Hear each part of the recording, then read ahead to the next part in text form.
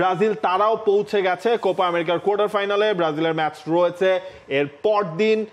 তবে ব্রাজিলের যে ঘটনাটা, ব্রাজিলের একটা দাবি ছিল যে লাস্ট ম্যাচটায় তারা একটা রেফারির ভুল সিদ্ধান্তের শিকার হয়েছে এবং কনমেবল থেকে বলা হয়েছে ভিনিসিয়াস জুনিয়রের যেই ফাউলটার শিকার হয়েছিলেন সেখানে বলে কোনো টাচ ছিল না মুনিয়জের, এবং সেটা কনমেবল স্বীকার করে নিয়েছে, এটা পেনাল্টি হওয়া উচিত ছিল, পরিষ্কার পেনাল্টি। এই নিয়ে আমার মনে হয় যে রেফারি আসলে কেন, মানে রেফারিরাও তো ভুল করেন, তারাও মানুষ।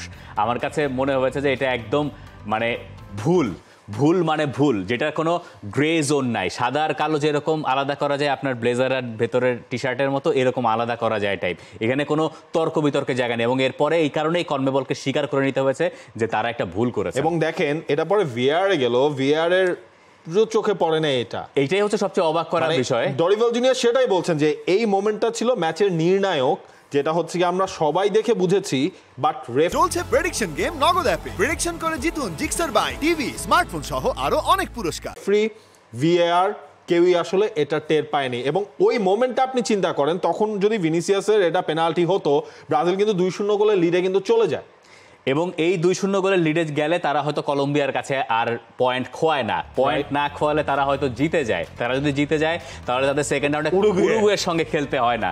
এই সব কিছু মানে পুরো টুর্নামেন্টে ব্রাজিলের ওপরে এই সিদ্ধান্তটা কতখানি প্রভাব রাখবে, এটা আমরা ওই উরুগুয়ের সঙ্গে ম্যাচটা দেখলেই হয়তো একটু করে হলেও বুঝতে পারবো। এই রেফারিং নিয়ে লিওনেল স্কালোনিকেও জিজ্ঞাসা করা হয়েছিল কথা, তিনি বলেছেন যে তিনি রেফারিং নিয়ে আপাতত কোনো মন্তব্য করতে চান না, কারণ কাতার বিশ্বকাপের সময় ওই রেফারিং নিয়ে কথা হয়েছে, এই ব্যাপার চলমানই থাকবে। তিনি শুধু এটুকুই বলেছেন যে রেফারিরা মানুষ, তারাও ভুল করেন। এবং একটা আপনি খেয়াল করেন এই ম্যাচে কিন্তু হচ্ছে কলম্বিয়ার অফসাইড নিয়েও কথা হচ্ছিল, অনেক কিছু, এবং কোপা আমেরিকায় এই জিনিসটা মনে হয় বারবার আসলে বেশ কয়েকবারই হচ্ছে। এটা শুধুমাত্র কোপা আমেরিকায় দেখেন, সেমি অটোমেটিক সিস্টেমটা থাকলে হয়তো এই ব্যাপারটা অনেকটুকু সহজ হয়ে যায়, যেটা আমরা ইউরোতে দেখছি।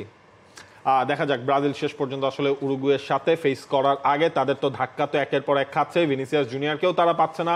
পরের ম্যাচে ডরিভাল জুনিয়র তিনি এই দলটাকে নিয়ে কত দূর কি করতে পারবেন, কারণ এটা ম্যাসিভ ব্লো ব্রাজিল কিন্তু কোপা আমেরিকায় খেয়েছে। আপাতত স্পেশালি ভিনিসিয়াস জুনিয়রের না থাকাটা ব্রাজিলের জন্য বিরাট একটা ধাক্কা, যখন আপনি উরুগুয়ের মতো দলের সঙ্গে খেলছেন। ব্রাজিলের এই দলের অবস্থা নিয়ে আপনাদের কাছে জানতে চাই। For more updates, subscribe to our YouTube channel and click on the bell icon. Follow us on Facebook and Instagram. Download T-Sports app to enjoy exciting games and highlights. Visit tsports.com.